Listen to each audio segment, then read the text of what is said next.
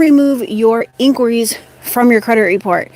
Again, how to remove your inquiries from your credit report, part 2, and hopefully you can't hear that over there. Someone's cutting down a tree, but I'm about to leave to go to a conference, and wanted to spend just a couple minutes with you going over a couple different things about removing inquiries from your credit report and not trying to be redundant. All right, so we went live at about 8:30 a.m. Eastern Standard Time, and if you didn't see that one, head back to my channel and watch that, and then watch this one. It is a replay because I actually gave you the link for the easiest way to remove inquiries from your credit report with the credit bureaus. But there's a couple of different things that I want to add that I didn't go into when I was live at 8:30 this morning. All right. And again, if you didn't see that, you weren't part of that broadcast, head over there, watch that, and then watch this one. It is a replay. But all right. There's a couple of things that I want for you to keep in mind when you are disputing your inquiries. All right, we have a couple of things. You have your inquiries resulting from identity theft. Those are handled a very specific way, okay? Then we have inquiries resulting from mortgage, and we have inquiries resulting from, cars, right? Now, mortgage and vehicle inquiries, they only count as one within a short period of time, such as 30 or 45 days, depending on the different FICO model that you're looking at, okay? So I wouldn't worry about those too much, but there is a very easy way to handle those, and we went over that at 8:30 this morning, and it is permissible purpose. If you were not part of that, I'm going to go over that really, really quick. Permissible purpose. There's only 4 reasons that an inquiry belongs on your credit report, and it's called permissible purpose for the reporting of an inquiry, okay? You're going to want to go check that out using the link that I gave you in the previous one from this morning, because I gave you literally the presentation from when I did my how to remove inquiries full workshop, and I gave it to you for free. There's literally no sign up required or anything. It's sendme2.co/inquiries. All right. And there's like 28 pages or so, but that letter that I shared this morning on the permissible purposes, it's there. It's all the way at the end. Okay. But anyways, we have mortgage, we have vehicle inquiries. Those can be handled with the permissible purpose. We have inquiries resulting from, of course, identity theft, where someone went and actually, used your information, went and got stuff, or tried to get stuff at least. And obviously you did not authorize those, or, whatever, right? Those are handled using the 605B. We are not using permissible purpose for that. Now, the inquiries that are going to be the most difficult to remove are going to be the ones that are within the last 2 to 3 months. There's a very specific way that you are going to want to handle those. Number 1, permissible purpose to the credit bureaus. Number 2, CFPB complaint submitted online and printed out with the complaint number and include it with your permissible purpose letter, okay? Now, there's other letters that are included in that presentation that I just gave you the link to, and that is from the live this morning, that are going to help you if this does not work, okay? Now, there's other inquiries that you really can't get off, and that's unfortunately going to be inquiries that stay on past 2 years. Yes, there are inquiries that stay on past 2 years, and it's absolutely freezing out here. I can't feel my fingers. That's New York for you, right? Can't wait to get back to Vegas. Anyways, so that's going to be inquiries resulting from a loan over, it's 150,000 or 75,000, or employment resulting from over 75,000, or 150,000. Okay. If you didn't know that, smash the like. Now, again, the link to that I know how to for removing inquiries from your credit report is going to be at sendme2.co/inquiries 100% for free.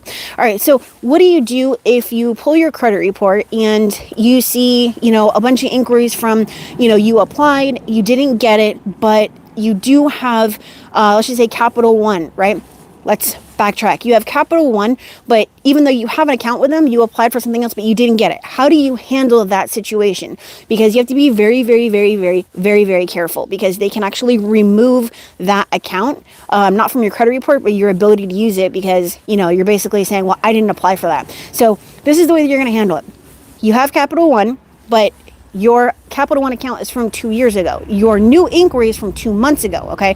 What you're going to do is you are going to write the permissible purpose letter to the bureaus.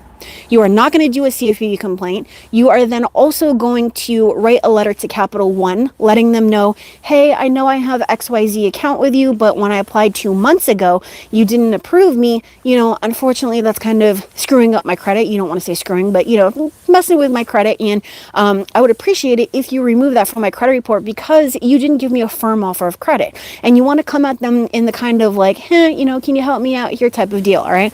Because what you don't want is to dispute it with the bureaus using permissible purpose or unauthorized inquiry letters or any of the other methods. And then now, because you're basically saying that you didn't authorize it, they close your Capital One account that's been on there for a minute. That is literally the worst thing that can happen. Not only because now you don't have your Capital One account, but now your numbers for your credit score is going to change because of the average length of time that your accounts have been open and so on and so forth. Your score can actually tank. There's just a snowball effect that can actually happen. So you do not want to do that. So you're going to handle accounts that you actually, inquiries that where you actually have an account with that same data furnisher a little bit differently. Now, going back to identity theft, let's say that I'm at Walmart and someone walks past and they scan my bag and all of my cards are in there. They get all the numbers and they go out and try to apply for a bunch of crap. For whatever reason, I have my social security number in my wallet, which you should never do. Now we have all these inquiries because they weren't able to get anything. Maybe I maxed out my credit cards.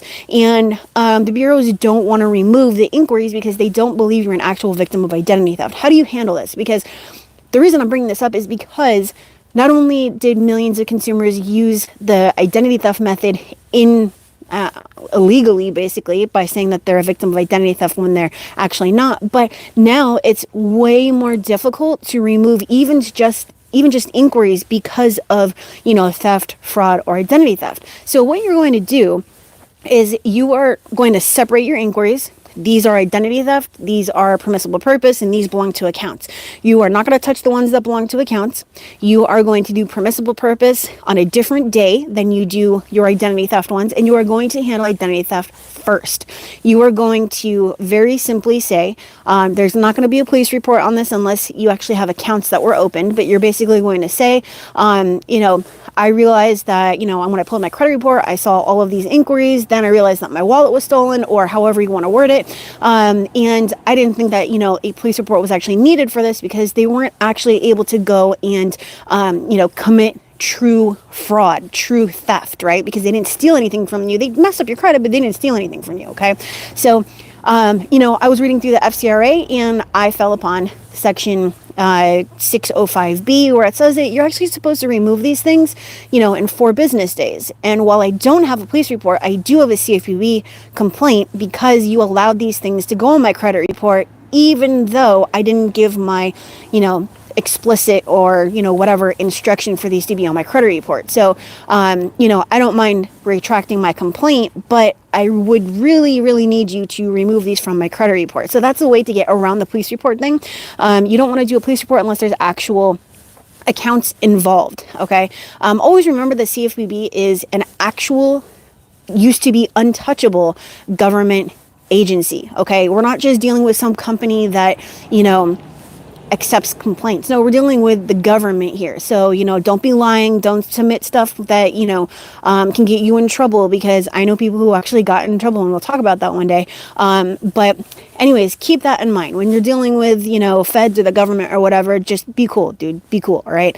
All right. So there's about 7 different ways that you can handle inquiries. Another one is, and you can find this in my video on how to remove inquiries in 72 hours. You can actually call, email, and fax the data furnishers. Obviously, you need to go and, find their numbers or whatever. But what I'm going to do is, because these were just a couple extra thoughts that I wanted to add on to this, but what I will do is when I get back from my conference, I will go and put the links to all of the inquiry resources down in the description of the replay for this. So anyways, smash the like, subscribe if you haven't done so, and if you need help removing things from your credit report, then head over to my740.com. But I got to get going, and my phone is also dying, so I need to get it on the charger. I will see you later. Bye.